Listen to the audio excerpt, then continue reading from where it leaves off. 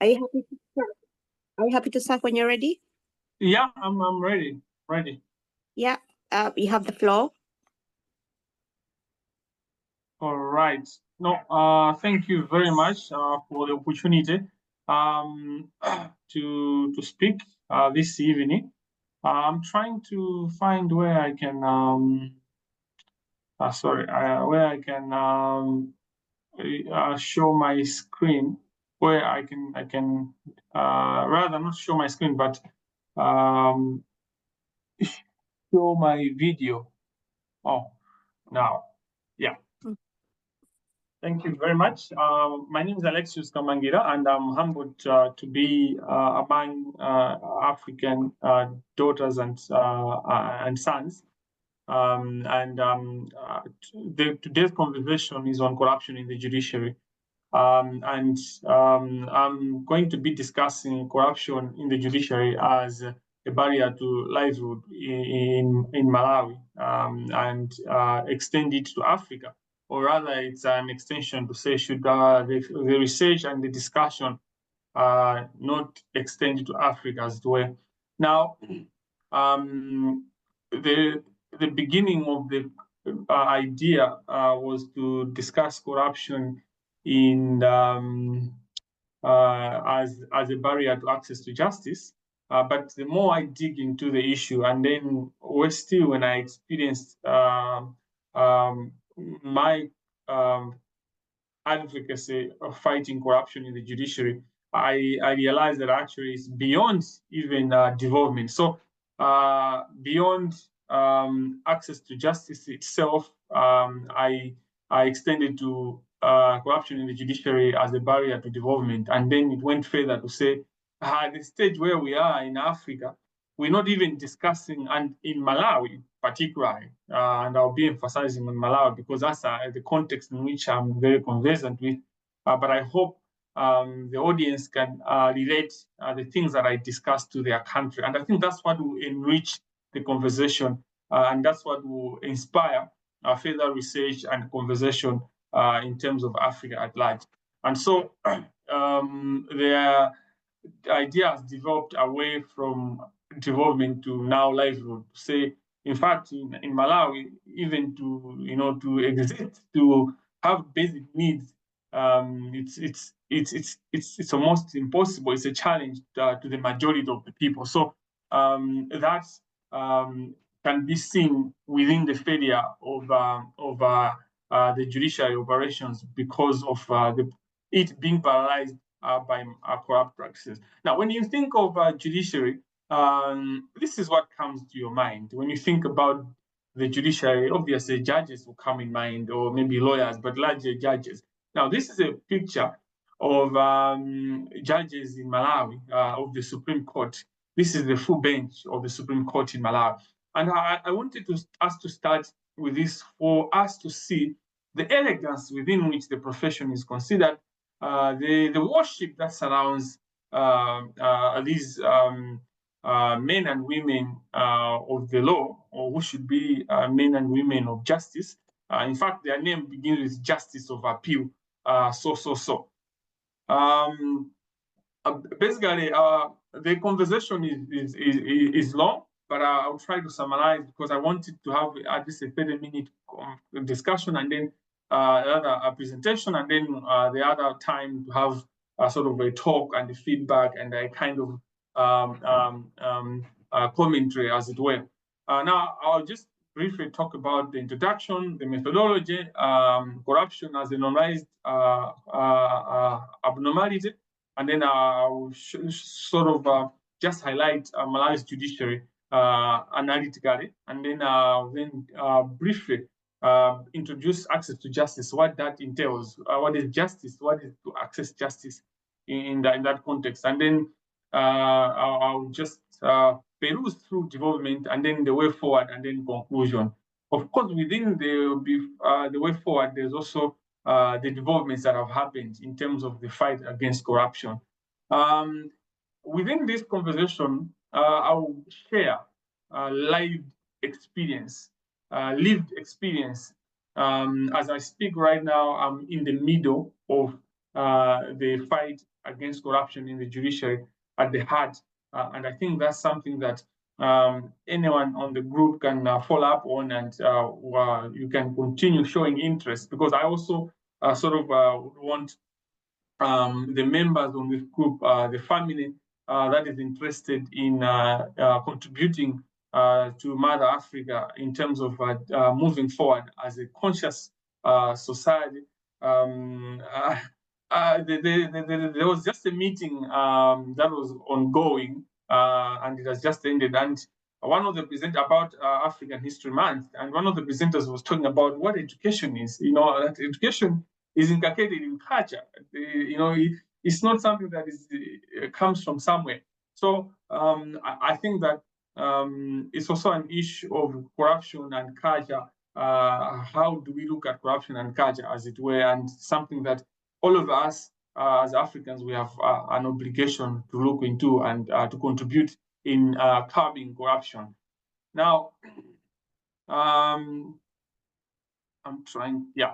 Now, when we discuss Africa, our history, the recent history can be from the time that we had colonization, we were colonized, and then there was self-rule, where we sort of ended colonized leadership or the government of our colonizers, and then we had dictators in Africa, or people that were basically using authoritarian leadership. And then we went into multi-party democracy. So we can summarize African history, the recent African history, in that context when it comes to governance, and when it comes to the economy, when it comes to emancipation, as it were. On the other side, we also have to be conscious of the fact that there might be 1 or 2 or 3 countries within Africa which might still be within the one-party rule, or the same government that took over the governance or the power to govern from the colonizers. I think we have seen a number of developments ongoing between the aspect of self-rule, which is practical, versus self-rule, which is theoretical. And I think that is self-explanatory in addition to economic empowerment and freedom, and what that entails. But for purposes of this conversation, for more detailed conversation, we'll discuss Malawi's judiciary. And the background of it is to say, in Malawi, we moved from one-party democracy, one-party system, into a multi-party democracy in 1994. Now, when we were moving, within the 3 branches of government, there was an overall change in terms of the parliament, the legislature. There was also an overall in terms of the executive, but the judicial system was the same. The judiciary was the same. There was no overall change in the judiciary. So that's one of the background which created the same kind of people who maintained their power, their influence within the new dispensation, within the new governance, which allowed sort of accountability. Now, at the heart of Malawi's constitution is Section 12, which talks about power to govern, where that power comes from, that it comes from the people, and that as long as you sustain the trust of the people, then you have that power. But once people lose trust on its governance, then you have lost power as well. And within that constitution, there was also Section 116 and 119, which did provide an opportunity for Judicial Service Commission, which was an institution that was supposed to give an oversight to judicial officers, how they operate, as it were. And Section 18 of that provided that the JSC would recommend, and subject to Section 119, a removal of any person from a judicial office. And the grounds within which that would come from, that recommendation would come from, were really incompetence in the performance of duties, or literally misbehavior. So actually, from this basis, from this preamble, what is a takeaway is that actually the threshold for holding judicial officers accountable was even down to misbehavior, and not as how the view has been in terms of the judiciary, and perhaps it continues to be like they're untouchable. So there's been an accepted behavior towards the judiciary, a norm that these are above the law, essentially. They are unaccountable. Now, in terms of corruption being rampant, I think this is a common problem within Africa, within even in Malawi. And this is something that has been a conversation for a long time. And it's a conversation that has been discussed without a way forward, without what then should be done, what would be the way forward. Now, the question that I wanted to ask, or something that should be, was like to say, we cannot prosecute our way out of corruption, which was something that was discussed in terms of ethical leadership and systematic reform. So we discussed corruption and all that, but we sometimes underline, we sometimes minimize the concept of corruption to someone giving money and someone getting money to do a particular act in favor of the person that has given the money. But corruption really is so embedded in so many practices, including appointments, including the fact that if they appoint someone that is unqualified, then that person is owing that person a duty to then do in a way, handle themselves as a judge in a way that does not affect that kind of favor that they were given, as it were. Now, I will not take time on this because this is more on the research, but this conversation is more for practical purposes. So this research has taken and continues to take, because it's ongoing, a social-legal theory, which is basically a theory that looks at the law as it is on paper and how it is in practice with the society. It engages how the law relates with the people that the law affects. There will also be, of course, a doctrinal and an investigation. On the investigation in Malawi, we have a forensic evidence expert who has done an investigation on judges, a number of judges, looked at their cases and all that, and there's been anecdotal evidence, there's been data, empirical evidence to show existence of corruption to specific particular judges that were targeted. Some of those investigations included following judges and looking at a judge withdrawing or pumping, taking fuel, refilling their cars at the filling station, which is owned by a lawyer, and without paying, and proof that they're not paying, and all that. And that lawyer having unsubstantiated, rather, and a relationship that cannot be justified, unjustifiable familiarity. And as well as places where these people, judges and lawyers, would meet and share the boat, basically share the money.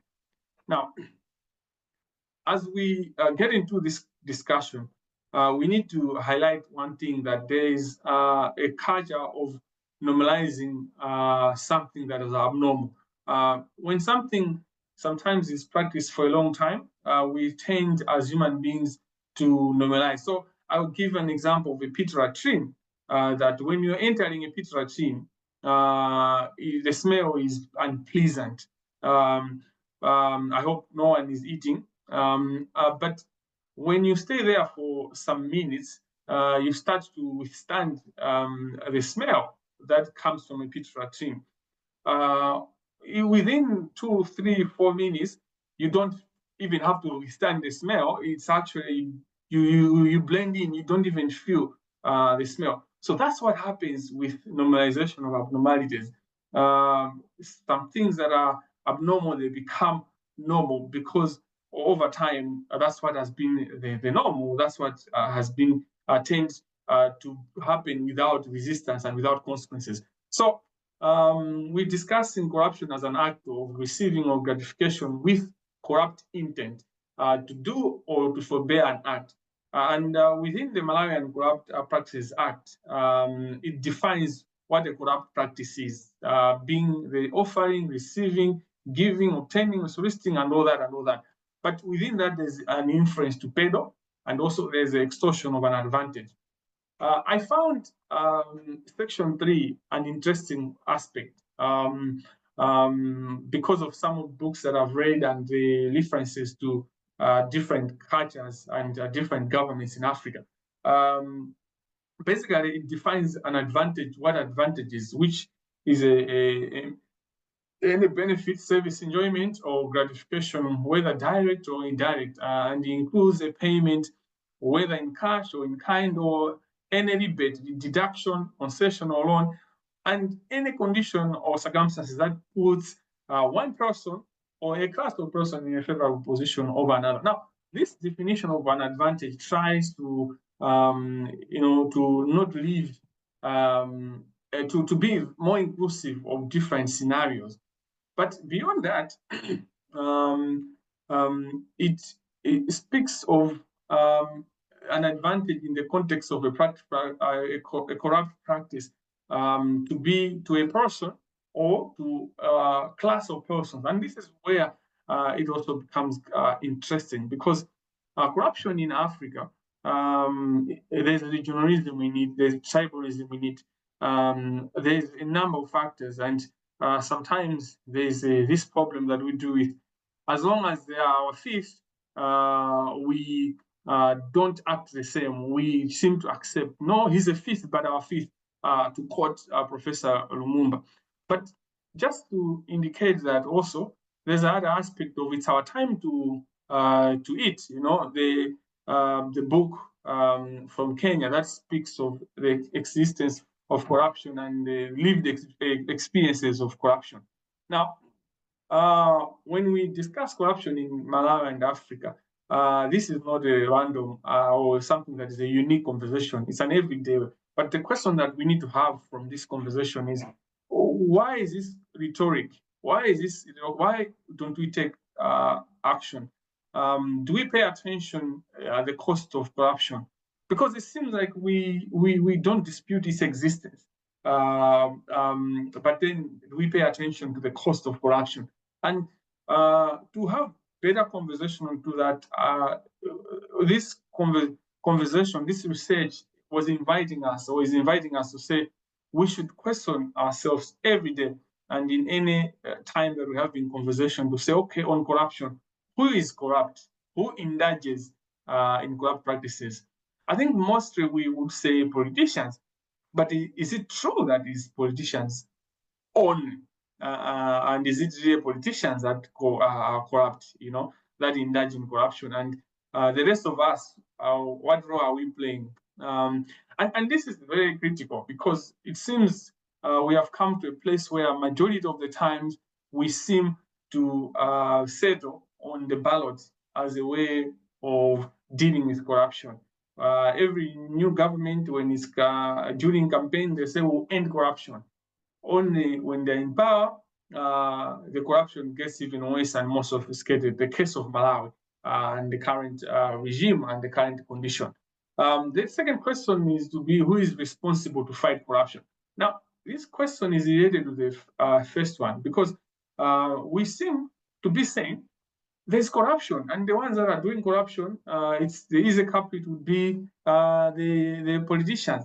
But then, when it comes to who is to fight corruption, we also seem to be pointing on the politicians, the ones that we are saying they are responsible for the corruption in question. So there goes the hypocrisy. There goes the conundrum in which we find ourselves into. We seem to hit the wall in that thought process. I think sometimes we also believe in systems like the Anti-Corruption Bureau. But what constitutes the Anti-Corruption Bureau? Who decides who is who in Anti-Corruption Bureau? So I wanted us to have that kind of thought process on our hypocrisy as citizens. Passive bystanders versus active bystanders. And the third question really is, what happens when corruption occurs, or one is found to have committed a corrupt practice. And this is a very important aspect, because a conduct that does not have consequences is difficult to basically prevent people from doing, to deter people from committing such kind of conduct. So we're discussing on ACB, but in terms of Malawi, the experience has been maybe ACB is an acting corruption fighting bureau. It's a bureau that acts like it's fighting corruption, but actually it's not fighting corruption. So in Malawi, the judiciary has been accused, and there's been evidence, and now even more vivid evidence of corruption. And but before, it seems like there was just years and years of accusation, and that there's no evidence. But who was determining whether there is evidence or not? The judiciary, essentially the judiciary. But before the judiciary, the same institutions that might have been constituted using the same politicians that we claim to be corrupt. Now, I wanted us to discuss a certain program that is in Malawi, which maybe other people can relate, but it's in relation to a court decision or a court process. There's what we call AIP. AIP is a program that provides fertilizer agricultural input program, an agricultural input program.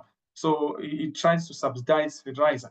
Basically, for years, what has been happening is that it's been a money laundering vehicle, where every year there are problems, and the problem is either they are bought fertilizer from a butcher, from an institution that was not supposed to be the ones to engage, or there is an agent that defrauds government, or government is found guilty of something.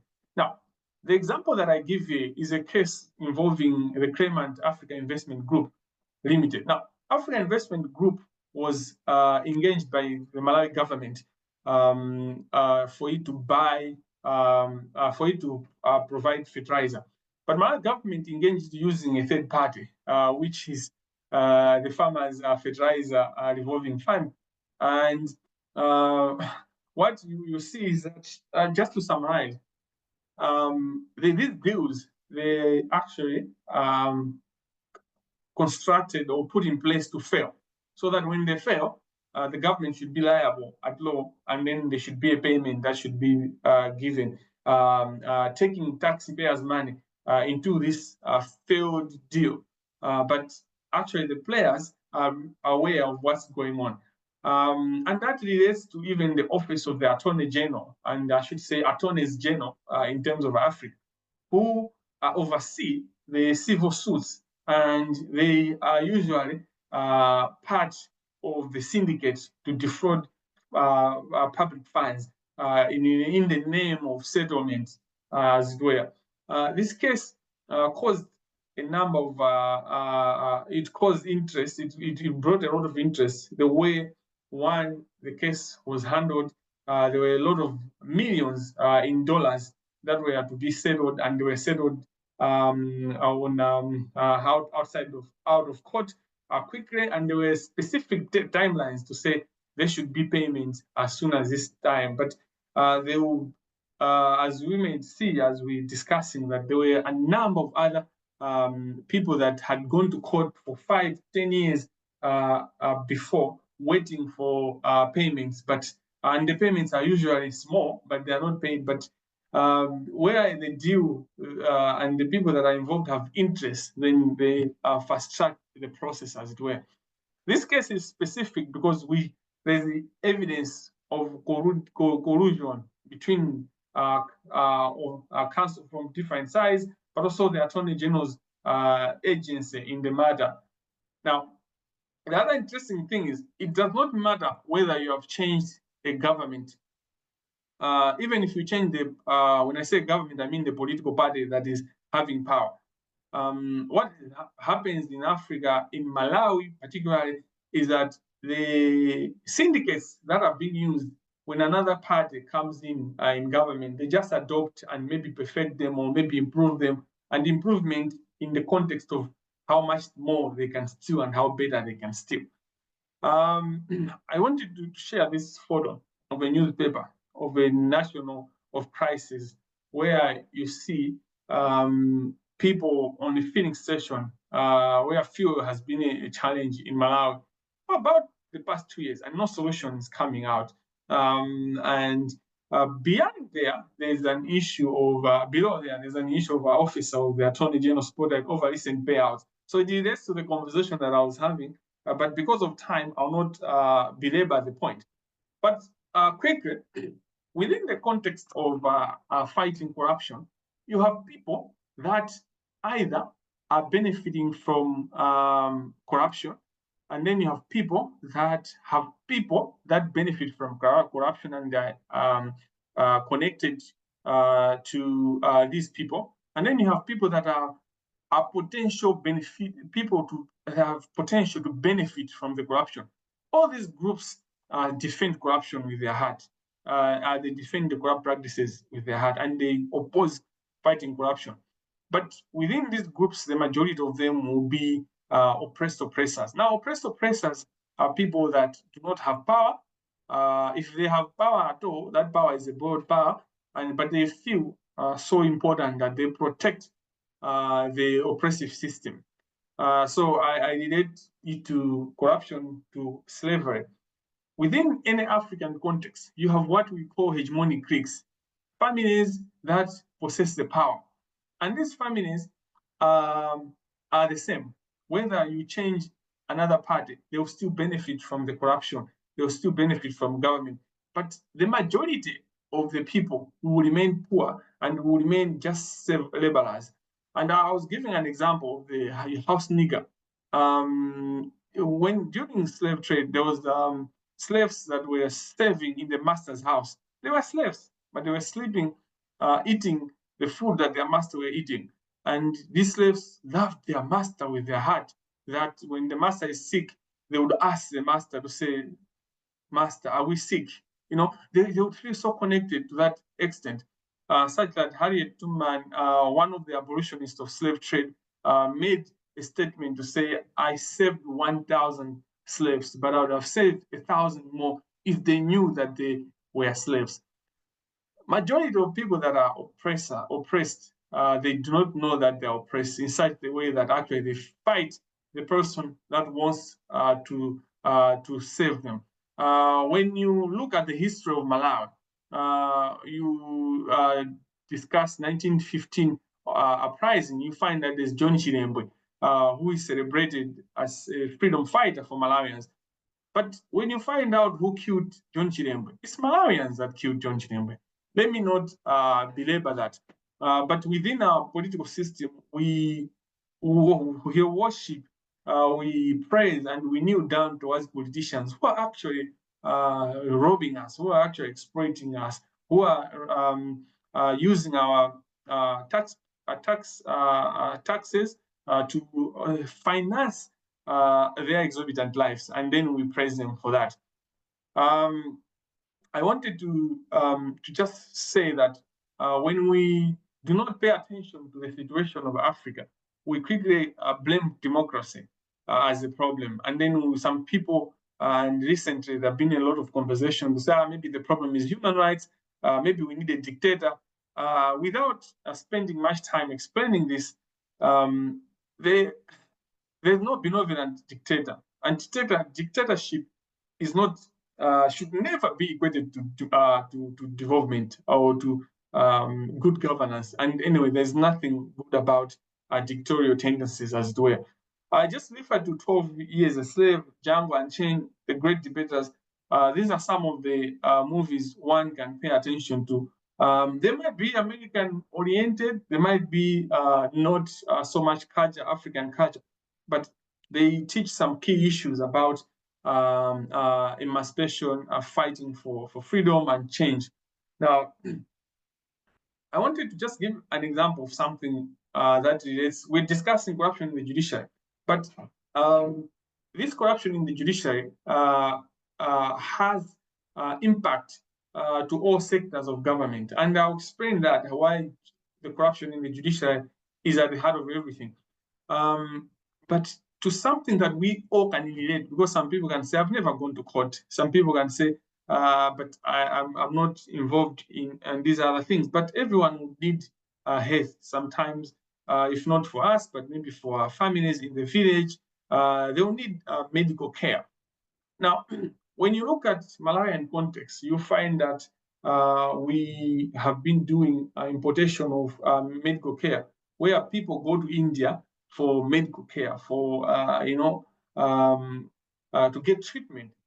If we had to look at the money that has been spent in the last 20 years, the 2 decades, you find that it is more than enough to uplift our health sector so that people can get that support here and there. And so this slide is just discussing the hypocrisy of how we have spent more than we would have needed to improve our systems, both in natural diseases or problems, ailments, but also in things that maybe how we manage our accidents, how we react. Because I believe in Africa, people die, in Malawi, people die with scenarios or accidents that they should have survived if we had proper systems. Now, I wanted to conclude by just highlighting one thing about our health system. During COVID, for instance, in Malawi, there was a lot of money that came in, and there was theft that happened. But that the money, instead of being invested into the health sector, it was stolen. And up to now, people have not been held accountable. But also, what did we learn from COVID? Have we improved our health system? There are a number of people that died because they couldn't travel to other parts of the country because there was a travel ban. But we have quickly forgotten, as it were. It's as if what we do with our prisons, because politicians are people that are quickly or they can easily be arrested. But the moment they come out of the prison, they forget the need to improve the conditions there. To the main conversation, the Malawi judiciary, and basically judiciary under scrutiny. We have the law, which are not based on, because the sections are not important, but the principles are what is key, because it's what all of us can relate to, which is that the judiciary is given exclusive power, exclusive authority to decide, but the decision has to be made exclusively, but within its competence. That's very critical. So this provision, which might also be in other countries' provisions, constitutions, has been used to say we are independent, which is very true. The judiciary is independent, but the independence of the judiciary comes together with accountability. You can't talk about independence without accountability, and that accountability in Malawi's context, there was a provision of the Judicial Service Commission under the law, which was meant to hold judiciary within its own system. And the idea of keeping the judiciary's accountability within the system was to advance independence, as it were.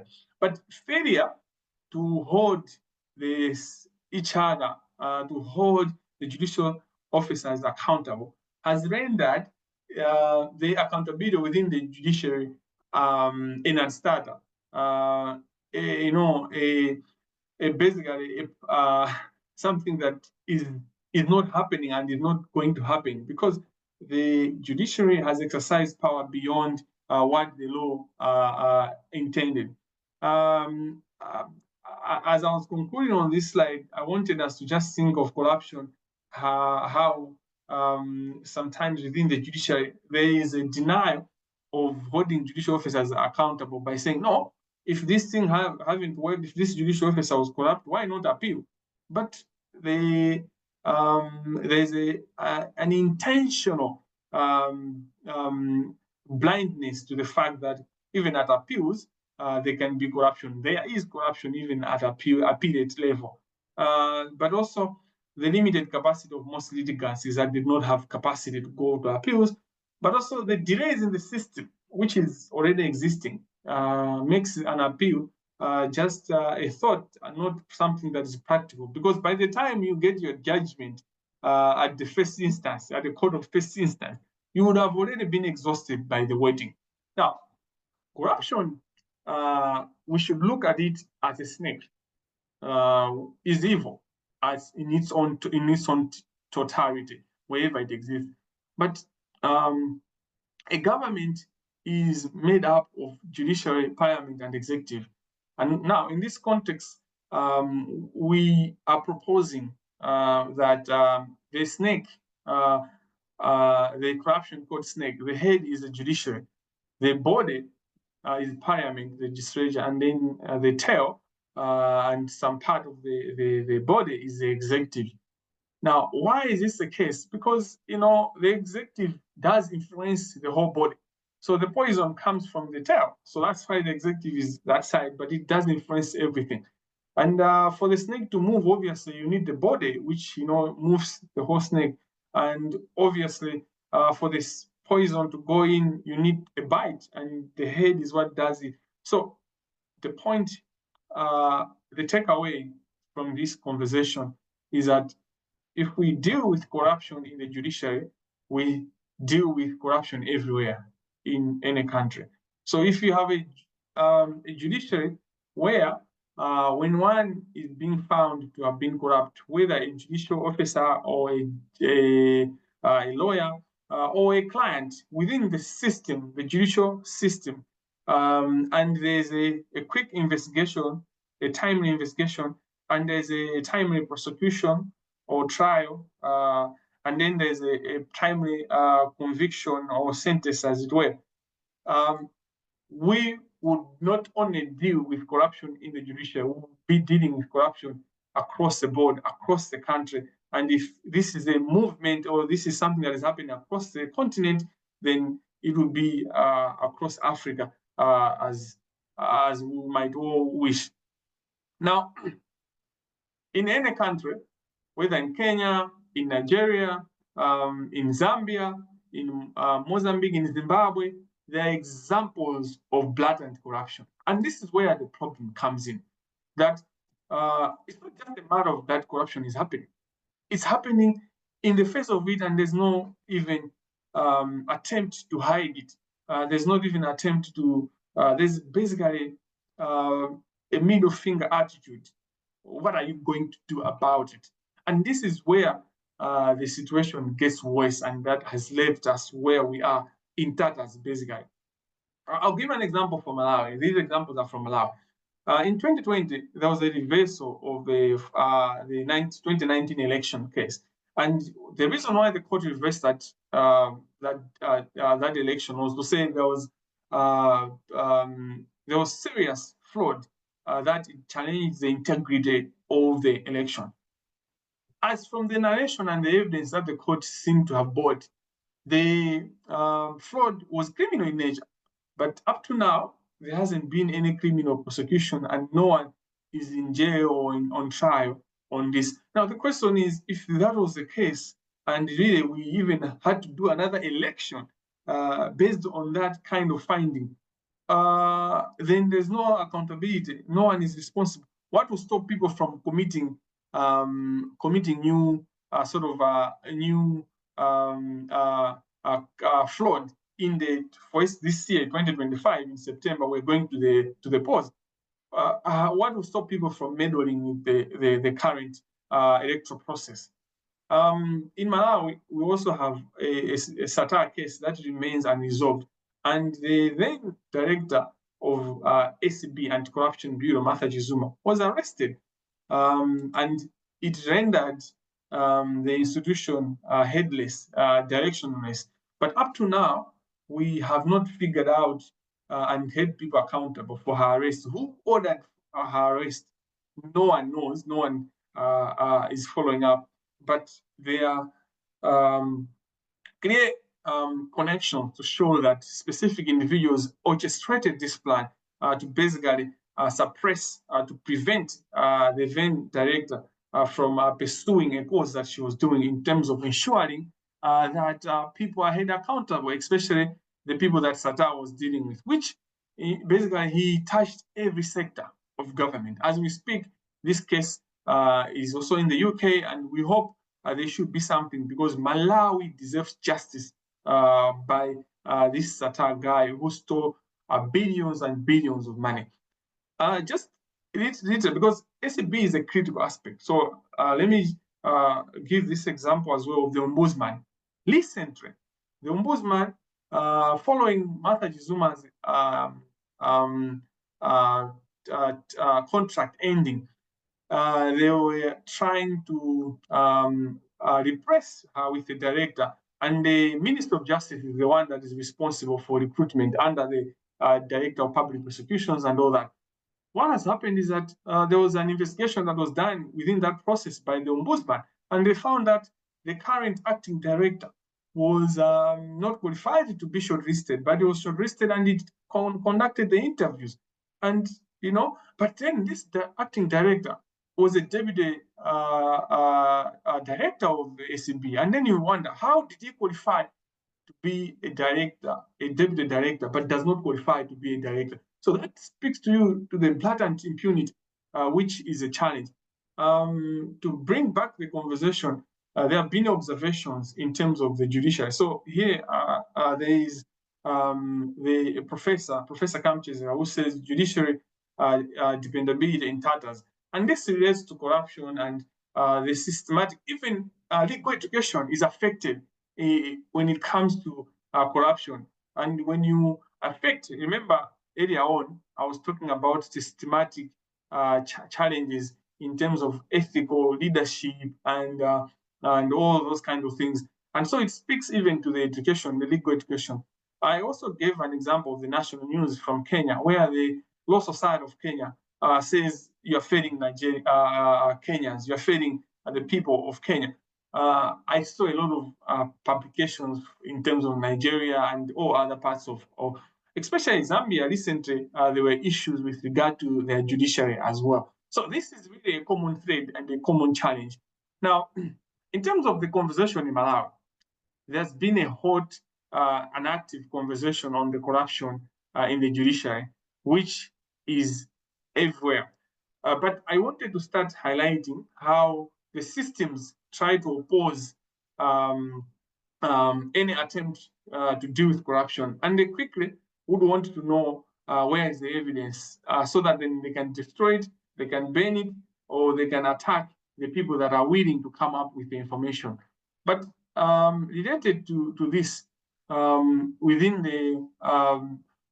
the corrupt practices or the sort of the judiciary accepting corruption, there is the other side of that story. Muli protest private lawyers in Malawi Savings Bank case. Now, the Malawi Savings Bank case relates to a bank of the government that was sold to another bank, which is FDH Bank. Now, this Muli guy is currently in court being sued by FDH Bank over a loan close to the same amount which they are saying the bank was sold. On the other angle, I made a reference to the election case earlier on. The election case relates to another criminal case where another businessman was attempting to bribe judges. That businessman is related to FDH Bank, which is related to MSB.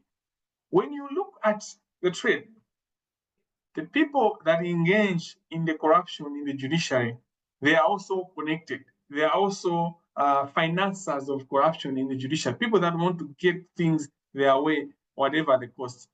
I wanted to bring in also in terms of the corruption in the judiciary, which we discussing, is something that for Malawi, there has been an active ongoing campaign. Now, to come to the heart of that conversation, there was there's been, rather, to begin with, and accepted, as I introduced in the introduction, acceptance that there's corruption in the judiciary. What has been the challenge is that this corruption has not been disclosed to say the face to the corruption. There hasn't been a face to the corruption until back in October 2024, where I wrote a Facebook post and I indicated that there was corruption in a case, Salima Sugar Company, and mentioned a specific judge name on a Facebook post. And that went viral because I think it was unheard of where a judicial officer is caught directly to say they are corrupt. And I think that brought a particular interest from the public. That followed the judge making a demand letter and seeking compensation. And when that happened, we responded by saying, please sue. It was a simple response. And that also got a lot of social media activity and it went viral. Now, the reason why it went viral, it was because a lot of people could relate to the injustice that comes because of corruption. Almost majority of people have either suffered an injustice because of corruption, or they know someone that has suffered an injustice because of corruption, and that's what people made people relate to the issue, as it were. Now, this followed an injunction which was obtained by the judicial officer, silencing any conversation, as it were. But we then attempt to silence the conversation, the revelations of corruption.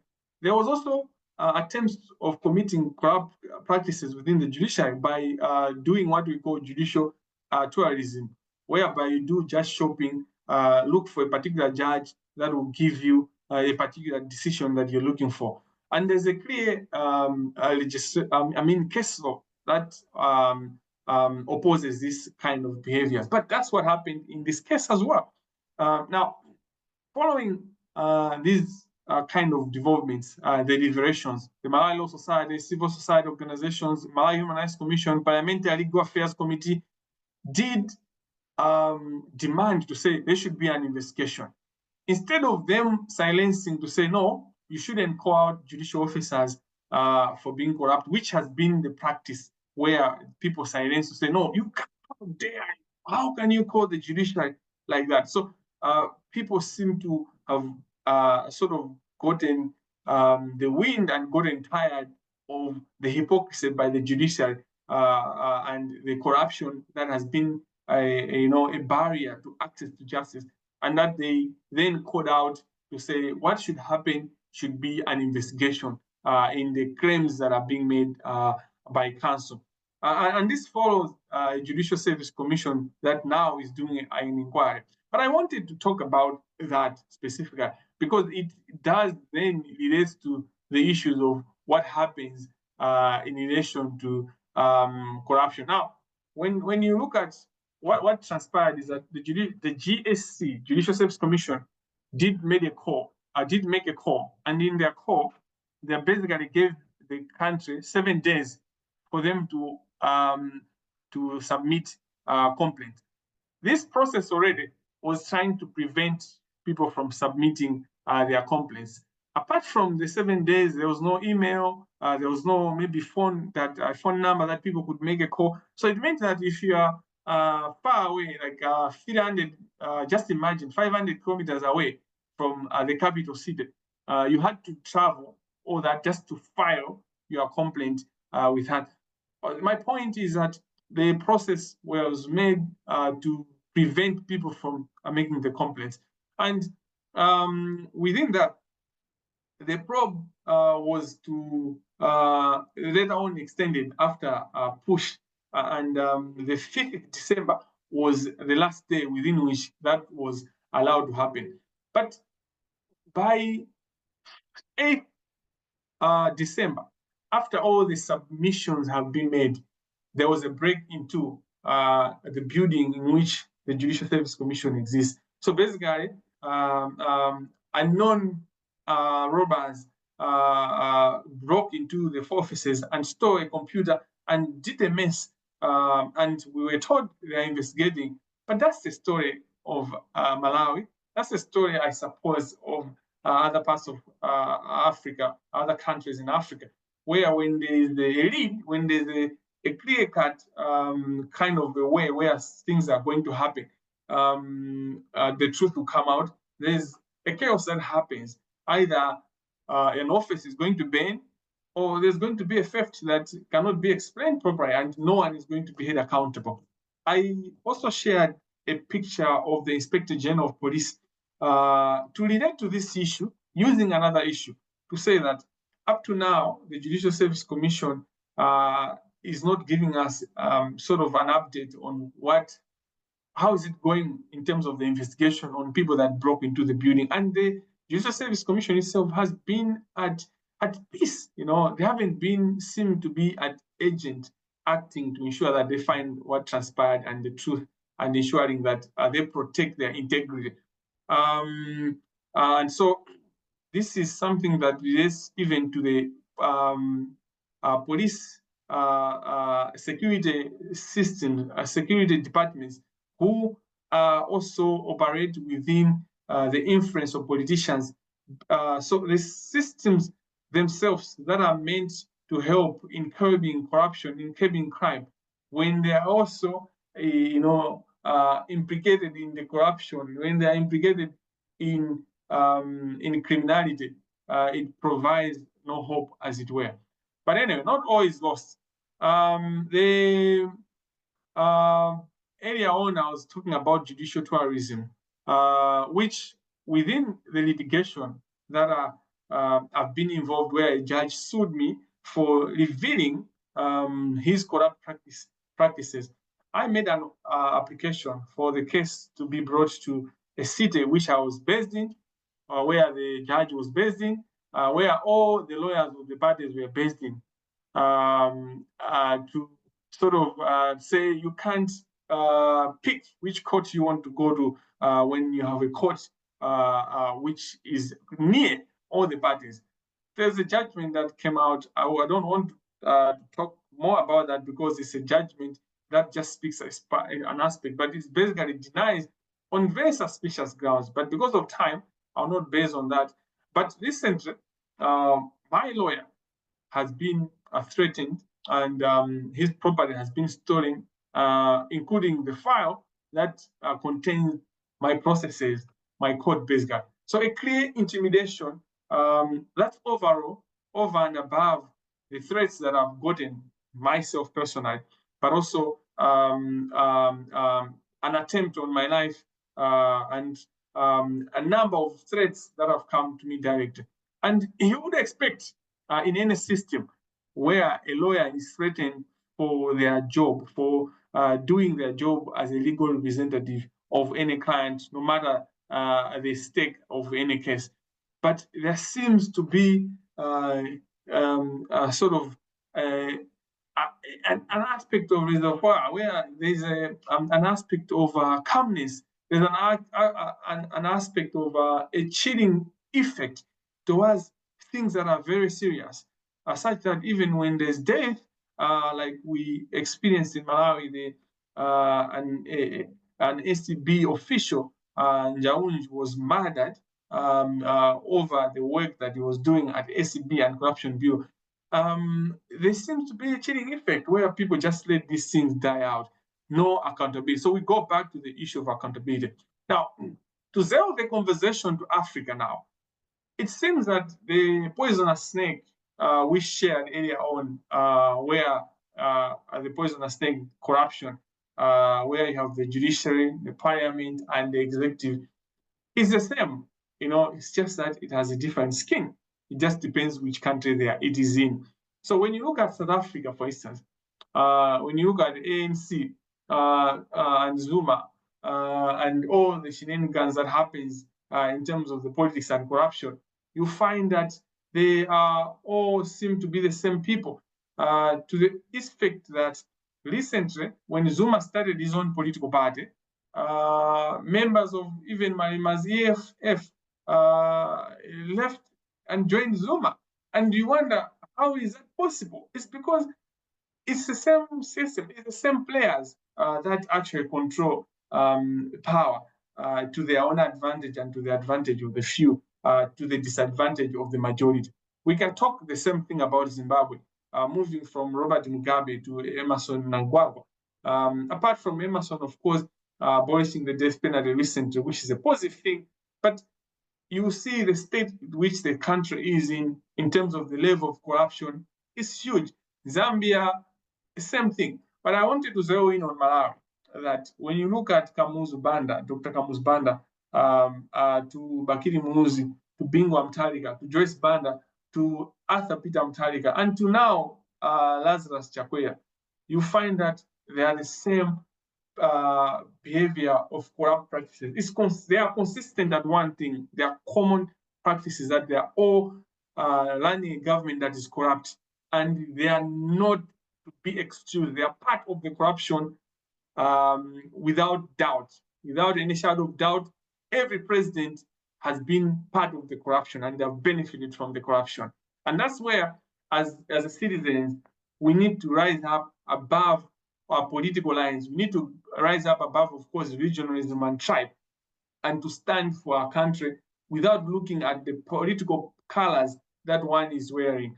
And so I wanted, though, to highlight one thing. Within the political setup, you have civil servants. And this is the critical aspect, because civil servants stay for longer. Politicians, you hold them accountable, whatever accountable means. They leave after 5 years or 10 years, but the civil servants remain the same. And what we have now is not civil servants, but evil servants, because they are at the heart of the corruption, and because of their longevity, because they stay for long, then you have a system that is impenetrable, because they are benefiting from the corruption. So even when a leader comes in and wants to change, they become the first resistance to that change. And that's where we also need to put our energies in. And one of the key aspects of a system that is like that is the judiciary. Because when you look at judges and magistrates, they are there once they become a judge or a magistrate for more than 30 years or thereabouts. And so when they are into corrupt practices, it means they'll do that for 30 years. Even along the way, they'll be promoted, whether corruptly or justifiably, they'll be moving along the ladder with their corruption. So the key aspect also is to look at the corporate executives, who are also, so we talk about corruption largely easily in terms of politicians, but we leave out the corporate, the private sector, and the executives that are in deep, serious corruption, and they manipulate the markets, they manipulate the shareholding, the stock market, they manipulate the stock exchange, they manipulate even who has what, because power is about influence, and money helps people to have influence. Lately, we need to pay attention to church leaders. The church, the role of the church in courting corruption, in being in courtship with corruption. The church not only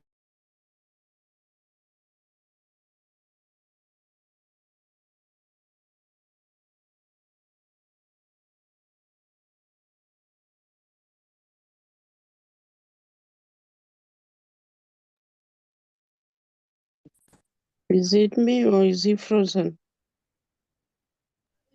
We have lost him. Hmm. I think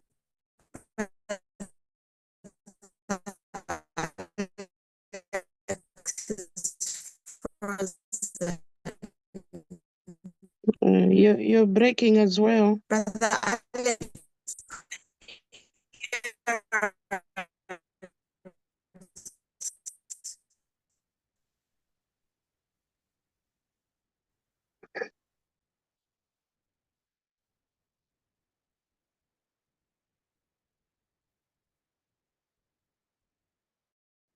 Brother Alex.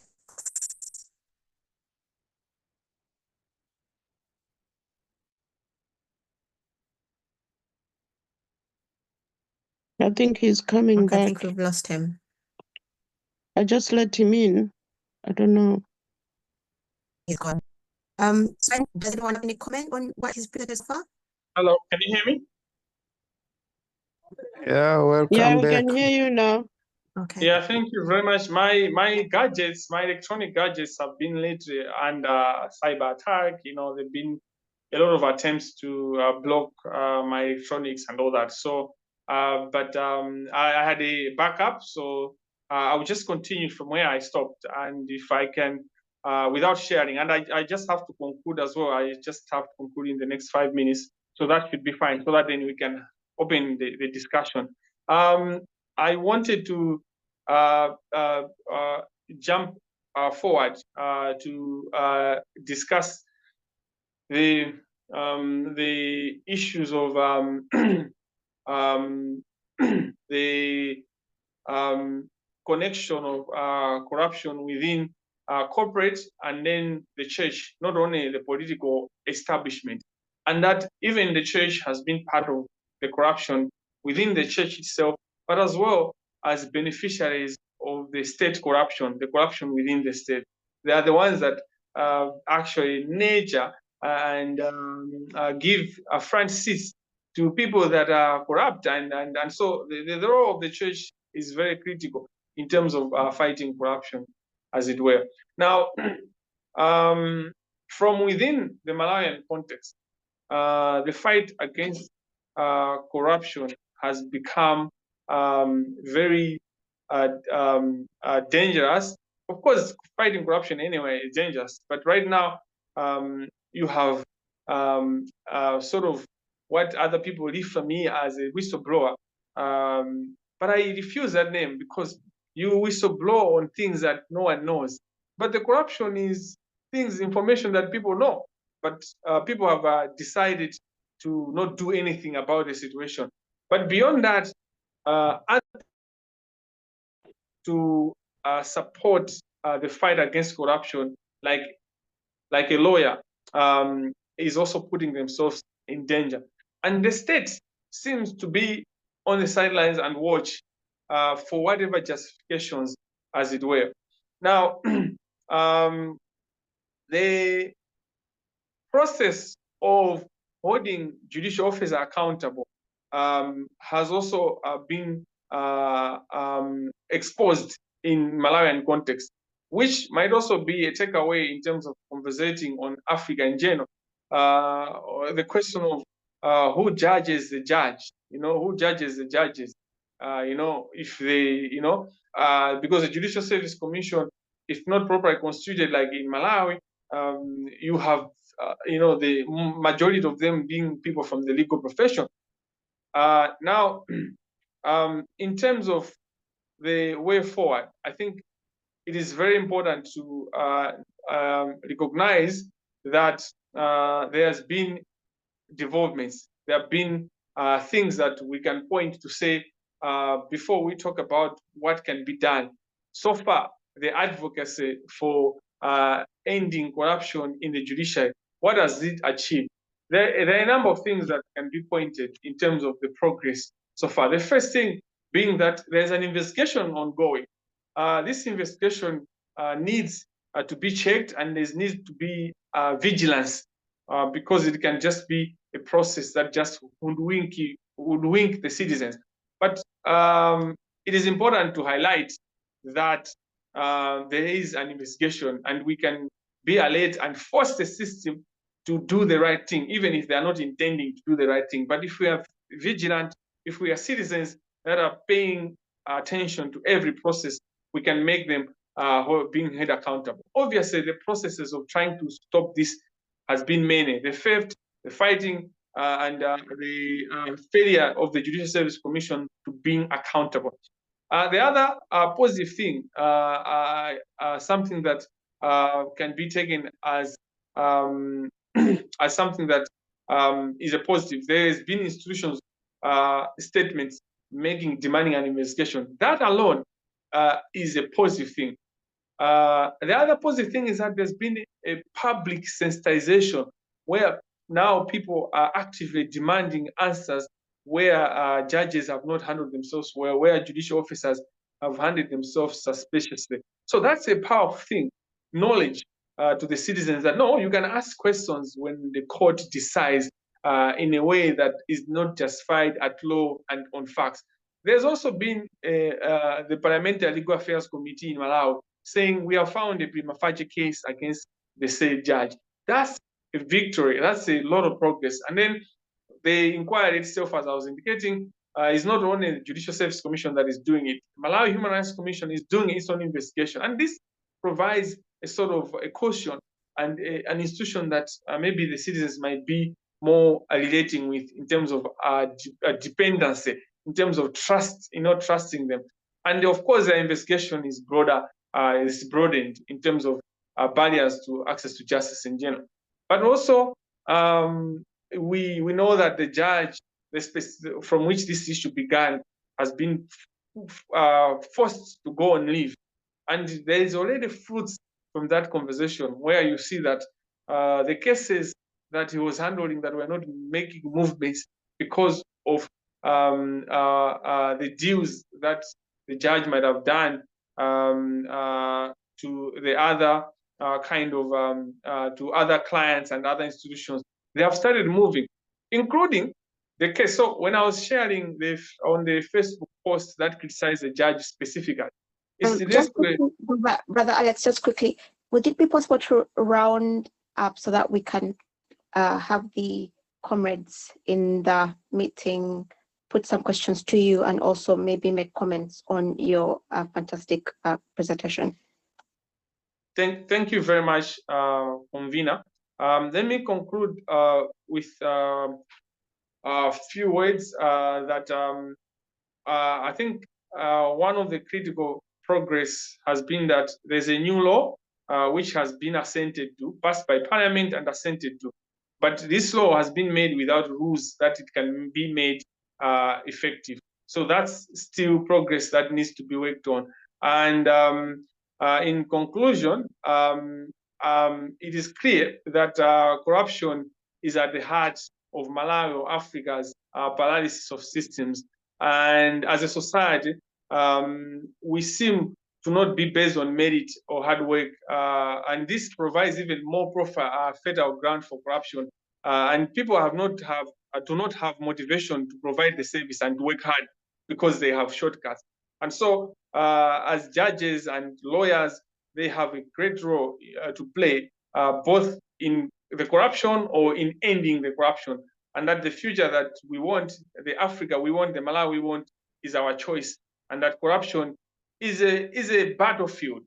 Getting into corruption is a battlefield, and we need to be ruthless because people that are corrupt are not kind, and we should never be kind to those that are corrupt. Otherwise, apologies for taking much time and for the interruption.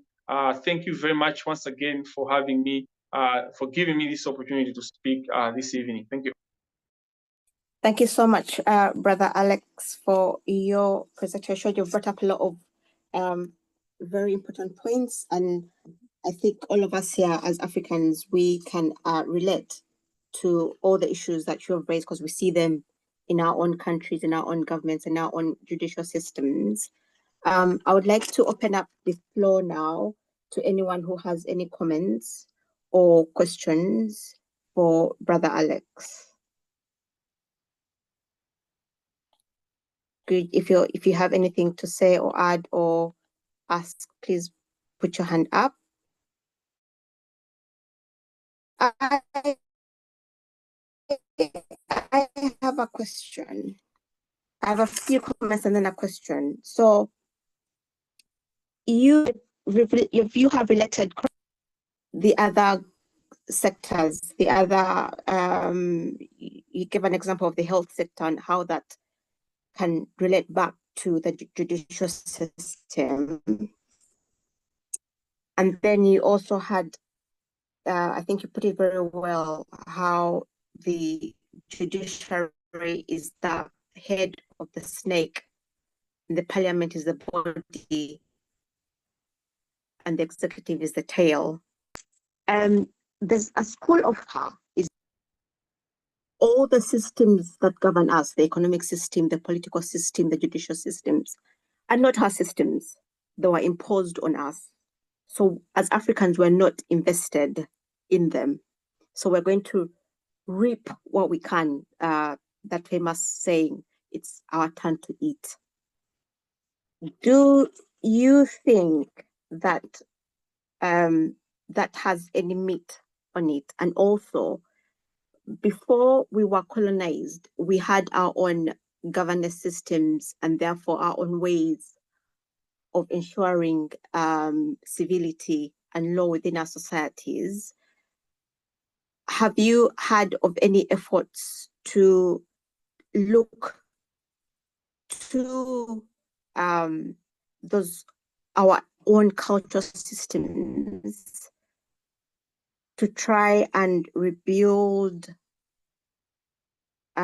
jurisprudence in a way that speaks to our own cultures and to our own natures as Africans?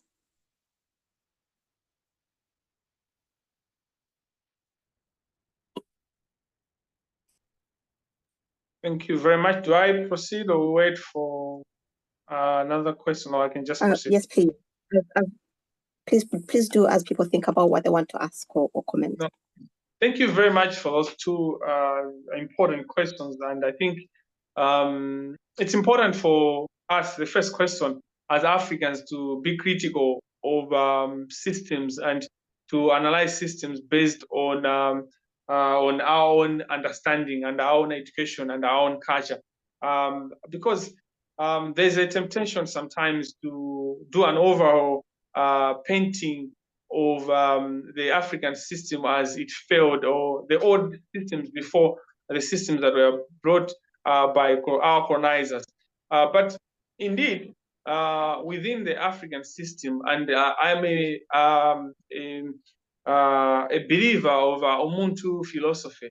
I think that there's so much that we miss out in terms of Ubuntu, and all those kind of expressions that we can use in terms of the definition of a human being, not as a not in the context of personified, but as a community. So a person is defined in how they relate to the community.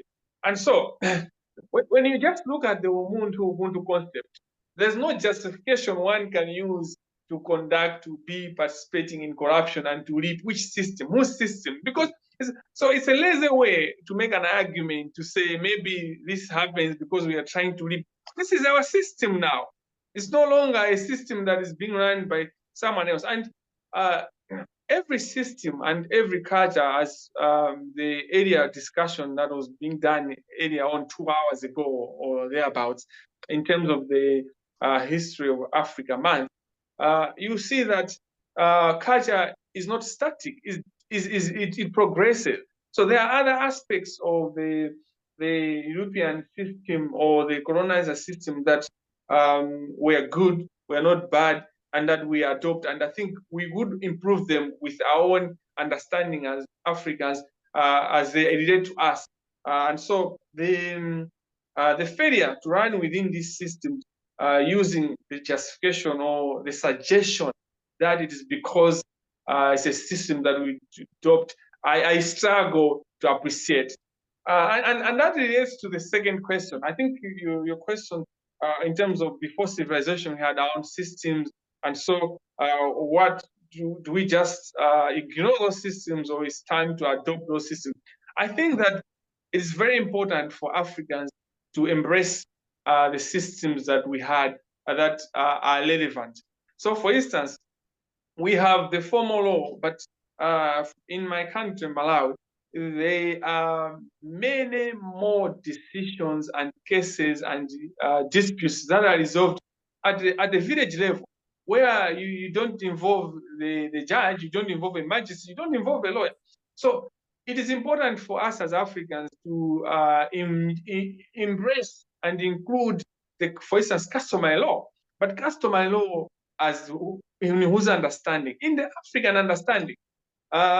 Your question is very, very important because it tackles something that is very dear to me in the terms of Malawi. And I think in terms of Africa, the land question in Africa, the land question in Malawi has been defined by principles for some time by the World Bank has been defined by principles by the Europeans, the personality, the individualistic kind of way, where they are brought in to say, no, you can't have land if it cannot be transferred, if it has to remain within the custom. But what that did for Malawi, what that did to many African countries, it weakened the necessitous man, and that the capitalism meant that other people would come buy that land for nothing at all because these people are struggling. And so I just want to agree with you in your question, because your question was highlighting something very important in terms of what is civilization? Who defines, by whose definition is civilization? So there are a lot of aspects within the African culture that has to be embraced together with the concepts and the understanding of the modern world. We, as an African, as I relate to the international community, as I relate to the world at large, the global village, I go there with my Africanism, with my Malawian culture, with my Malawianism and all that. So we should never look down upon ourselves, but also we should never insist on things that are detrimental in terms of freedoms and also as well as progress, because you have to balance those things. Thank you very much for that question, for those questions. Thank you. Is there anyone else? I can see Brother Carrington, you have your hand up. Yes. You have the mic. Thank you very much, Sister Myra. Thank you very much for the presentation. It was an excellent presentation. It seems you have taken your time to understand the systems of corruption in Africa. So thank you very much. I have a comment which will lead to a question. Part of the problem is that Africa has now built a market society, capitalistic market society for the most part, or at least a quarter or a half of it in its function. And these societies end up necessarily rewarding or concentrating wealth on some specific class of people. Let us call this the elite. Now, the problem is that corruption accelerates this concentration by first concentrating it in the hands of the incompetent. And when it concentrates it in the hands of the incompetent, it leads to the stagnation that we are seeing. So corruption is fueling market societies, which are fueling corruption. And this loop, we are stuck in this loop. So I would really like your answer. I would really like your views on what we can call the political economy of corruption, right? How does corruption affect market societies? And how can market societies, the societies we are running right now, are they the right way of running societies in your view? And if yes, how can they resolve these questions of corruption? The second question, there is a problem that I can, there's corruption in its traditional sense, receiving bribes, giving bribes, etc. But there's something very interesting. I don't know whether it is in Malawi, but it is definitely in Kenya, which I can call constitutional corruption. So the MPs sit down, threaten to impeach independent officers, the Salaries and Review Commission. If the Salaries Review Commission, the SRC, does not raise their salaries. This has been done over a period of, let's say, 20, 30 years, such that Kenya is per capita the highest paid political class in the world. So Kenya has the highest paid political class. And then this political class then goes to the bank because it has a very, very fat salary. It can ask for business development loans, okay? And then these business development loans can then be used to satisfy government contracts, right? And this accelerates this concentration we were talking about in the first place, in the first question. What do you think, and since you are very well versed with the law, what do you think can be used to address this constitutional forms of corruption. Thank you. Thank you very much.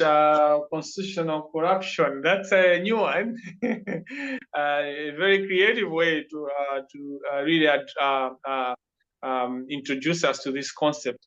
Let me begin with this question because it's a very interesting one. Because it's something that relates to Malawi as well. It's not only an issue of how politicians have manipulated the system that they're supposed to use to save their constituencies and the masses, but then they're using it to save themselves. It's not only in terms of their salaries and allowances that are unjustified, it's also a legislation. In my context, I am an advocate for abolition of the death penalty, and I've worked a lot with parliamentarians in Zambia, in Malawi, and I've followed the conversation in Kenya. What you really see in terms of law reform is based on who has a big check, who has the big, who has the pocket. If you have good money, you get your legislation passed. All you talk about is how much money are you bring, how much it comes in. This is a huge crisis, and there's nothing constitutional about it. No, now let me say there's nothing like constitutional corruption, because the constitution creates mechanisms to deal with those kind of things, and so there's nothing constitutional about those kind. That's criminality, that's theft, that's corruption, and it's systematic corruption. And so when it comes to I was trying to download the Constitution of Kenya, but I think Malawian Constitution and Kenya's Constitution are very similar. In Malawi's Constitution, we have Section 12, which discusses the power to govern that is based on the trust that people have in relation to the people that have good public power, political power. I think that's the same kind of provisions within the Kenyan exact. Thank you for nodding. Now, within that provision, whatever you describe, it's within the breach of the trust that people have with them. I'm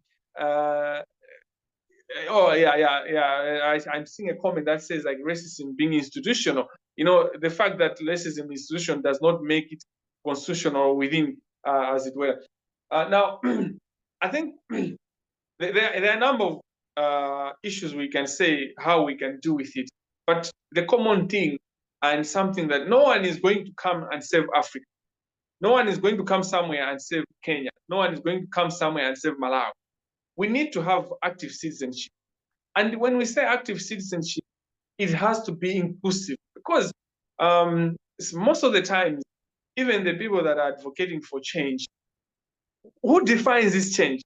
Who changed for who? And what kind of change is this?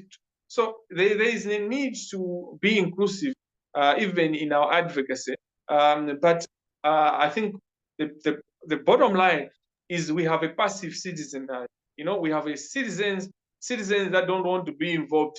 And the old generation have messed up the system because they are part of the problem. But what they do, they say, young people, you are the ones to do this. No, I would want from your question to challenge that the call for change is not just for young people. In fact, the older generation always has more to change, because we were not supposed to have the system. Like they were supposed to do something that they did not do. So they even have more responsibility to change, as it were. So there's nothing like a constitutional corruption, but what is important is that we need to listen to the voice of the constitution, our legislation, because constitutions are a living document. They speak all the time. They are living, and they speak the aspirations of the people. And so we have the law on our side, and we need to rise up. We need to act as citizens. And all the times when we act, when we demand accountability, honesty, and in the interest of our country, in the interest of this generation and the next generation, there's always change. No matter what regime you have, there's always change. It might not be the kind of change that may be complete. Sometimes, actually, when we're demanding change, we stop pushing for the change before the completion of the cycle. And so we get something that is not fully cooked because we do not continue, putting in the firewood so that the meal should be properly cooked. Let me just respond on the market society and capitalism. I will not claim expertise on this because it relates to economics and all that. But what I believe is this. One of the major problems in Africa is that you have a larger population that has been systematically excluded from information, from all kind of resources, and from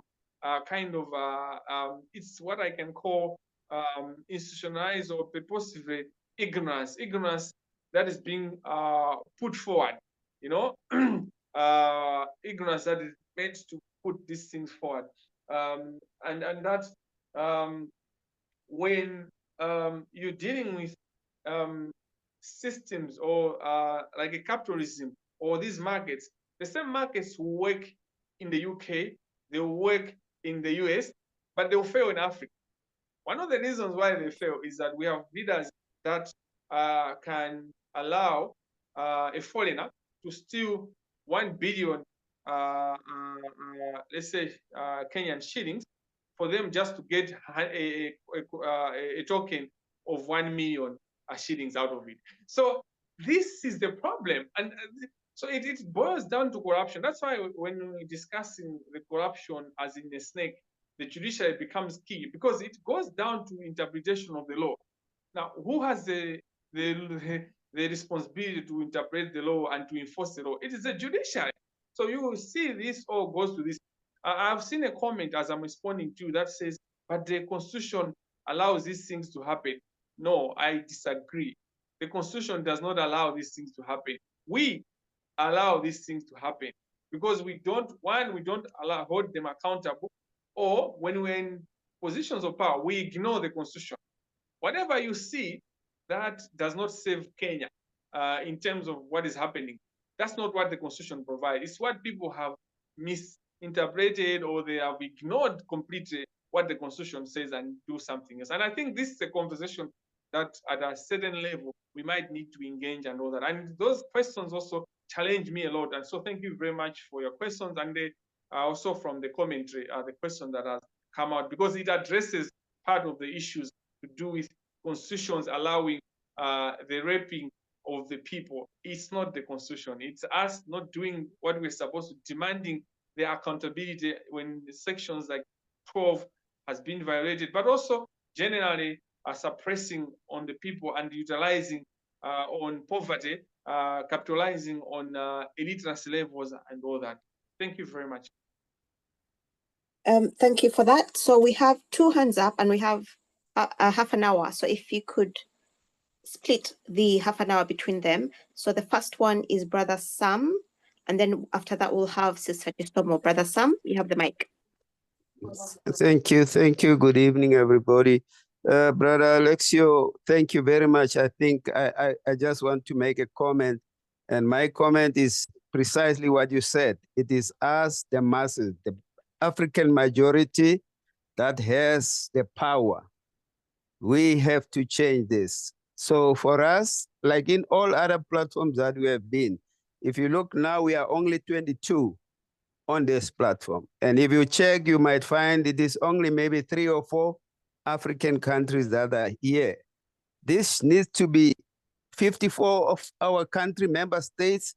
We should be part of this, but it should be also international with the African brothers and sisters in the diaspora. And the most important thing, I think we have lost this in the past. It is our grassroots that has to get this message. We, at this level where we are, we understand this thing, but it is our masses. You know, we've got the African National Congress here in South Africa, 113 years, and they are still promising the people liberation, and the people still go with the African National Congress. So, brothers, until we go to our grassroots and tell our people the story, and that is why these lectures that we do, these discussions that we have, need to be translated even into our local continental languages or country languages for our people on the grassroots to understand. But for me, excellent presentation, and I support this. Unfortunately, I have to run. Thank you. Thank you, Brother Sam. Sister Chisomo. Hello, good evening. My question is on the Anti-Corruption Bureau. I don't usually understand the role of it, because when you talk about criminal law or criminal offenses, there is a process of running these cases. Why does corruption need to go through the ABC? What is it? Anti-Corruption Bureau, and not treated as any other offense? Why has it got a parking space where it's discussed by non-professional laws in the criminal process? Like you were questioning the director of ABC, his appointment, his qualification, and why are these cases going through that route and not just go through like any other criminal offense? Because once we've taken it off the criminal route and just calling it corruption, so it's like we're saying, Kuti, the smell is now normal. Every corruption is now normal. So it takes a criminal element from it, and then it's passing through an institution that can do nothing about it, really. So that's when I'm saying it can also be argued that the constitutional bodies are designed to allow this. So it can be argued that it's also constitutional corruption, in terms of that the things are designed so that they don't take effect as they should. No, thank you very much, Sister Chisomo, Councillor Chisomo Manyika. But let me begin by just commenting on the comment by Brother Sam Motau. I think he made a very important point in regards to the same things, being promised the same things over time, and the need for us to engage the grassroots masses, people from the grassroots. I think it's two ways. There's two ways about it. Earlier on, I did make a comment in terms of involvement as to when you're talking about change. Change for who? Who gets involved in the pursuit for change, in the drive, in the demand for change? And I think then Brother Sam has hit the nail on the head in his proposal for grassroots masses. So the change has to involve the grassroots, people from the grassroots. But at the same time, we need to be very careful in ensuring that we do not become complacent to say the masses are not active, they are passive, then there's nothing that can be done. A change sometimes is brought by a few that might carry the light, and then the rest will follow. And this is possible, and this is explained in human nature and also in the animal world. You know, when you look at ants, they always have somebody that is moving and knows where they're going, and others are following. When you look at birds, even bees, and even most of the wild animals, they do have someone that knows and is followed and all that. What is important is that when we are following, when we have a chance, when we have been given an opportunity to lead or to take a step to lead, we should not only take the step, but we should lead for the interests of the people, because most of the movements are disturbed by personal interests, where at the moment you have people following you because they're following you not as an individual, but they're following the cause you are taking. There's pride that comes in and self-interest that people. So thank you very much, Brother Sam, who is not here now.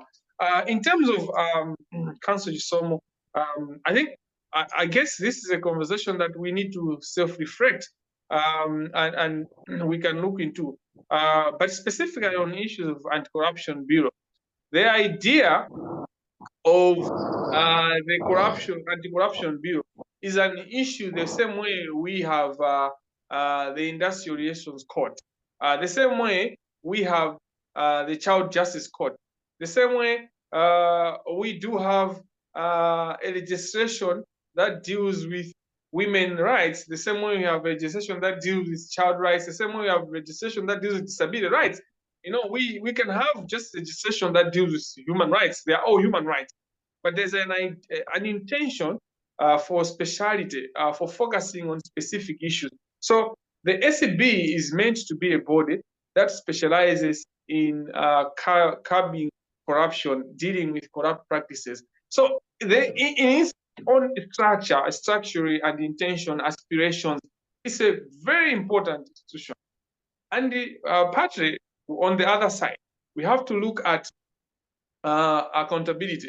For instance, in the case of Malawi, we have seen where the director of public prosecutions might be more aligned with the government of the day, and that they wouldn't want to arrest people that have been involved in corrupt practices, but they are in the government of the day. The ACB then, in that instance, comes handy as an independent institution, as it were, and it also provide expertise. So you need expertise. That's why you have the director of public prosecution, and then you have the attorney general within the Minister of Justice, the Minister of Justice in different countries. Who the other one does civil causes, and then there's the other one who does criminal cases. But even in the criminal cases, the corruption being a critical issue and at the heart of the economy and good governance and all that, that's why the ACB comes in. In terms of whether those systems are manipulated to even delay or even become a barrier to justice, well, you're right.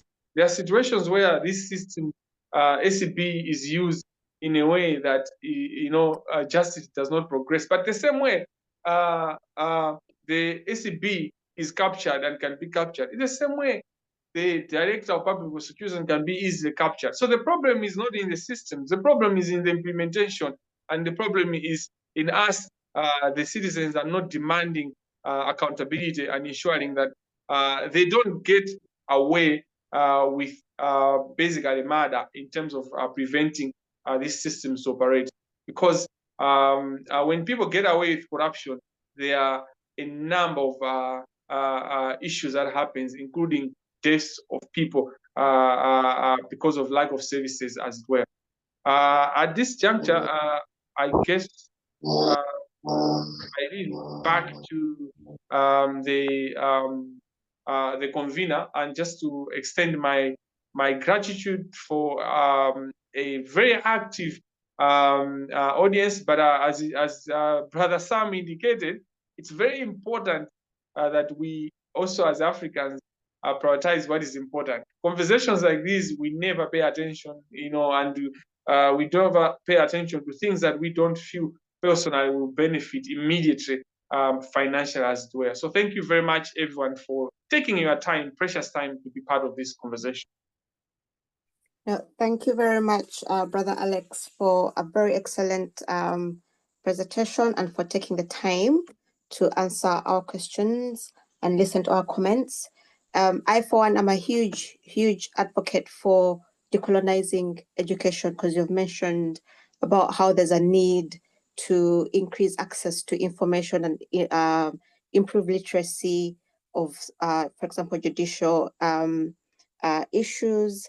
I think if we instill in our children, our education, as you said, it should be about the nation that we want. It should be about the culture that we want. It shouldn't be from outside.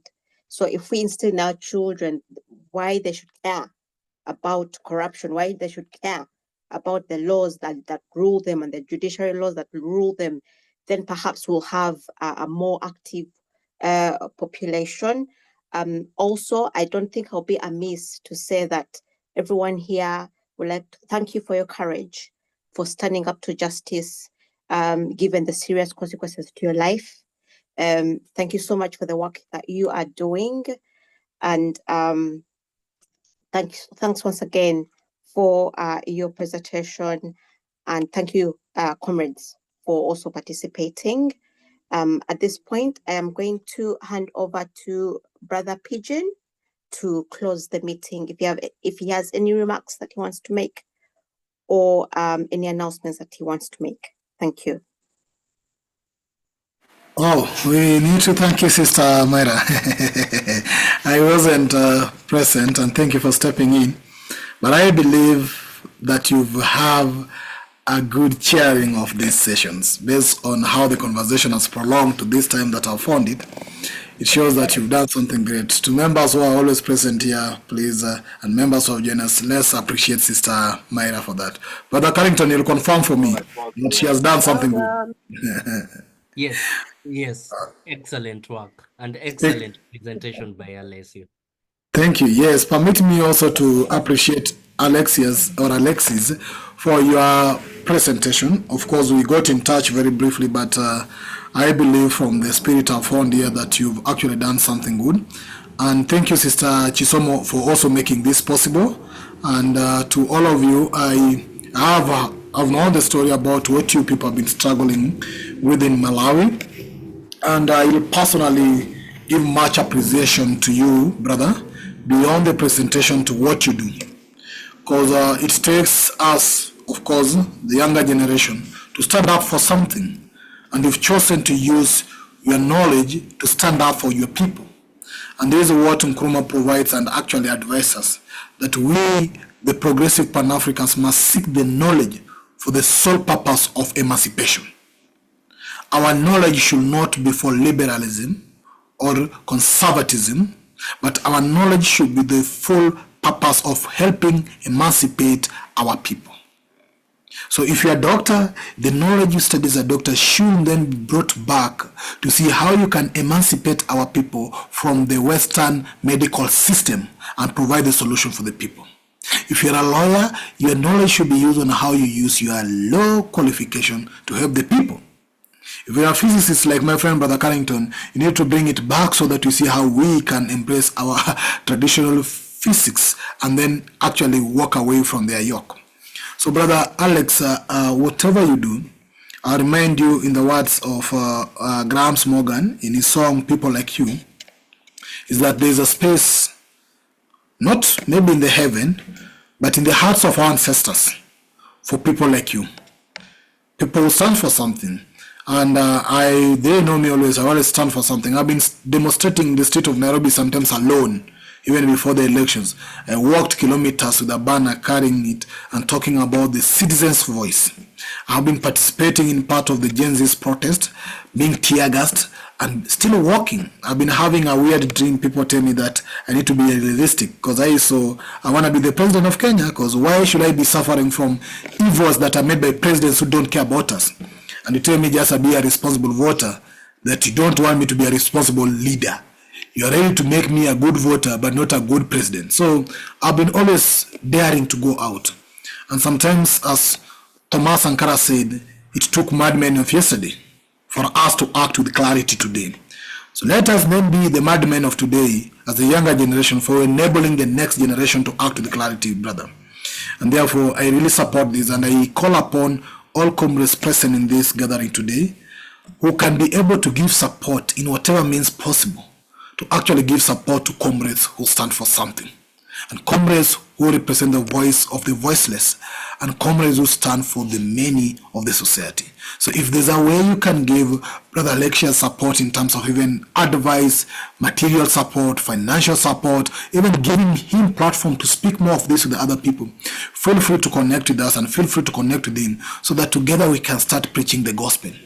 Not their gospel, but the gospel that speaks to our people, the gospel that then will liberate our people. For liberation is our sole concentration, because we believe that without liberation, there's nothing like development that can come out. There can't be true development without a true liberation. All the development that come in a state that is not liberated is not a true development for the people. In regards to the constitutionalism that you've talked, I've actually shared, we have so many books. In fact, I was even trying to look for the Black Dictionary Law. I have it. We have a soft copy of Black Dictionary Law in our in our Pan-African Library. I've shared the constitution of actually Haiti. Haitian constitution is very important to us because it's one of the earliest constitution. I've also shared the constitution of Ghana. I've shared the constitution of Ethiopia that was adapted and revised in 1955. I've also shared the constitution of Kenya. But I think we have actually discussed this, and Brother Kwame, who is our chair, is not present with us today. I've actually been calling for a conference on the constitutions, a continental conference on the constitution. And I think it's high time that we need to think in that direction. Because as you've said, it's very clear that it's not sometimes the constitution that is geared towards exploiting us. It's about leaders who fail to respect the constitution because it doesn't work in their favor, and about the citizens who keep quiet when the leaders violate the constitution. It's very clear what you're trying to refer to. Of course, chapter 4 of the Constitution of Kenya talk about the Bill of Rights. And if you look at the Bill of Rights of chapter 4 of the Constitution of Kenya, it talks of so many rights, including even the abduction that the government was doing to us as a people, is against Article 25 of Kenya's Constitution, which give what you call fundamental and inalienable rights. You cannot torture somebody, you cannot put somebody in slavery. You go extra mile to some constitutional artifact like Article 43 of the Constitution of Kenya, which give basic rights. For example, right to be free from hunger, right for proper medication, right for proper education, right for even job. The younger people, Article 55 of the Constitution of Kenya talks about rights of the youth, economic and social rights. Article 56 of the Constitution talk about the elderly. Article 60 and 61 of the Constitution of Kenya talk about land. And therefore, all these things are not a privilege. All these things are rights of citizens. But because the citizens do not know about them, they think they are privileges. And that's why there's a lot of need to sensitize and do civic education to the citizens. I started civic education here in Kenya for some time. I was printing some booklets and going out, and I was looking, and I'm still looking for a full-term plan so that I can continuously do this. And what basically I was speaking is to take an article in the Constitution, put it into a small booklet, go out in the vehicles and the public vehicles, share this with the people and teach them. That you know Article 73 of the Constitution of Kenya talks about not being actually ruled over, because Article 72 of the Constitution of Kenya says the role of public servants is to serve, not to rule the people.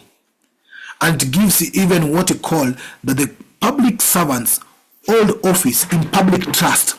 So the moment the public trust is not there, it means they should no longer hold offices. And they hold it in a manner that bring dignity and honor to that office. So all these things, I believe, Brother Alexius, you need to put them, some of them, and have a team of committed young people in Malawi, draft and put small booklet where you can put some fundamental articles of the Constitution and let the people help you spread out and teach the people. Sometimes we think that the people know this. They don't know. But when you give them the information, then the information becomes the power.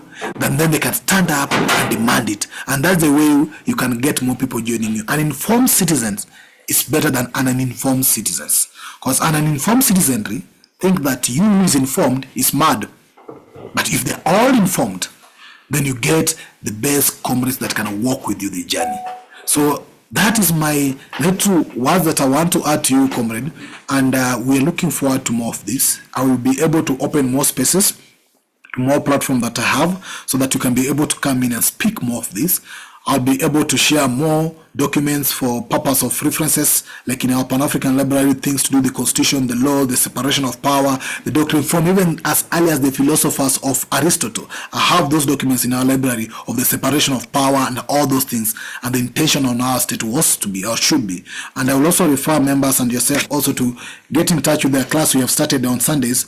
We are reviewing a book called Defeating Dictators by Dr. George Aiti. And Defeating Dictators is talking about so many other things that are very fundamentals for us as activists and those who are change makers. We need to learn the thinking of dictators and the tyrants, and we need to learn the tactics on how we can overcome them. Because this journey is beyond the talk. It's the study and action. And I believe you have exemplified all this. You've done your study, you've actually proven your actions, and I think this is the way to go. Sister Chisomo, I know your hand is up, and we appreciate you for helping us get in touch with Brother Alexius. Feel free to say something, Sister Chisomo, as we are coming to an end of this. Okay. Yes. No, it's good that suggestions are coming up and as to how we move on from here. My WhatsApp is not working, so I'm not up to date with what's been going on. I actually accidentally saw Alex's poster that he's speaking today and got the link from there. No, I was going to say, you said we need a conference for all these things. But my suggestion is we can start discussing now in small groups like we do with other things. In small groups, gather all these constitutions. I've been trying to do this for some time, but you look like you've you've got them all already. So if we put them all together and start discussing one by one or issues that are in these constitutions that we don't like, and try and get these things addressed, because some of these constitutions were drafted in a way to facilitate what's going on today. Thank you. Thank you, Sister Chisomo. Sister Myra, hope we'll note that as well, so that we take it up on how we can move forward with this. I know constitutionalism is something very interesting, and of course, I will be able to even engage my friend, Senior Professor Lumumba, who is also a constitutional lawyer, to help us also in that session when it comes, so that we really need to have a unified constitution for the continent, a unified one. Even if other countries would like to draw their constitution, but they draw it from a unified constitution that speaks a framework of the desires of the people. And so I do really support that as well, Sister Chisomo. I'll put this to Brother Kwame, and we see how we can have a session on purely constitutionalism. But of course, corruption emerges from lack of proper implementation of the constitution. In fact, a violation of constitution leads to corruption. Constitution is not corrupt. It's people who violate the constitution sometimes that become corrupt. They always find a leeway to be corrupt by ensuring that they make an act here, they amend this here, they change this here, so that it becomes very hard for you either to keep them accountable or so that it becomes very easy for them to walk away with any corruption activity. But yes, those are the holes we need to identify so that we can find a way to protect our constitution. One of the few things I was reading, interestingly, that in African tradition there was a way on how even we were able to deal with dictators. If a leader was a dictator or a leader was ruling wrong, the citizens could take the leader from the palace and actually flang him all over the street, beat him, and sometimes even kill him. So people think that whatever Gen Zs are doing today are illegal. Our traditional African society did not entertain dictators. It did not entertain despots. It didn't. So there was a way, and I think we can still find a way. Brother Carrington, please, your final remarks having been here, and maybe you can share with us what you got out of this. I wasn't fully here, but yes. And maybe what also you think is like a way forward as we end this, maybe from the listening you've had here. Yes. Thank you very much again, Brother Pigeon, Brother Alexius. Thank you very much. That was an amazing presentation, as I have said, and I think the team agrees. I think we need to make a discussion on corruption more regular and leaning towards also actions that we are taking in our societies, so that we become the grassroots that we are talking about, specific actions taken to fight corruption in your local community, so that we learn from each other. I think we have spoken a lot about the problems of the continent, and as Brother Pigeon has said, we need to start operationalizing some of these ideas, and Brother Alexius is a very good example of operationalizing these ideas. The future of Africa rests with Africans, and since there are very few Africans who are interested in discussing these matters in great detail, let the few who are interested do something actual about it and take action. Once people realize that you're taking action, interest in you, both positive and negative, as Brother Alexius has said, will be forthcoming. But nonetheless, the most important thing is change, because at the current rate of population growth in the continent, if we do not change, we will collapse. There is nothing like stagnation. We will collapse if we do not give our young people the opportunities they deserve. So thank you very much, Brother Alexius. This is another important conversation. Thank you very much, Brother Pigeon. Thank you very much, Sister Myra and Sister Chisomo, for the wonderful opportunity. Asante. Thank you. We are actually at the top of our minute, but I won't stop this before I give Alexius an opportunity just to say your final words. I know maybe you have said it, but we would like to give you an opportunity to say your final words and your general feeling in regards to what also have come out of responses. It's not actually responding to a question, but giving us your general feeling or even a suggestion you think we should do, basically, in a minute or two, so that we end it. I take cognizance of the fact that people might have been here for a long time. So I would take the hand that I've been extended to, and I look forward to learning more, being supported. I think advocates like me have been left in the wind. Sister Gisomo knows this, there's no support for someone like me. And we wait for Europeans, but Europeans will never support someone like me who they know they will not control to move their agenda. Who knows if they have the Africans at the heart, they have the so it's important for us to create a way where we support pure advocates that are not political in nature and that are not moving the Western culture, that are not moving.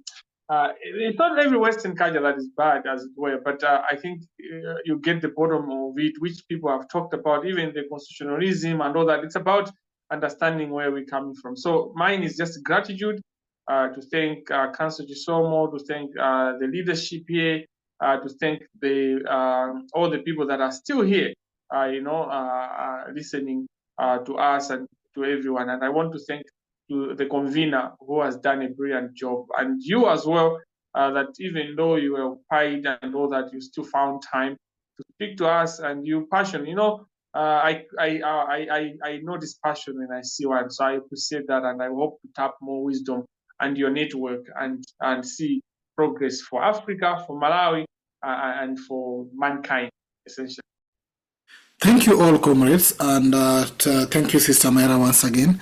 And with this, we come to an end of our session today. Comrades, we thank you for your patience, your time, your contribution, and all that you give to us. It's this small group that will change the continent, and it's this small group that is the powerhouse. So let's continue coming. They may think that we keep talking, but in the talking, we learn.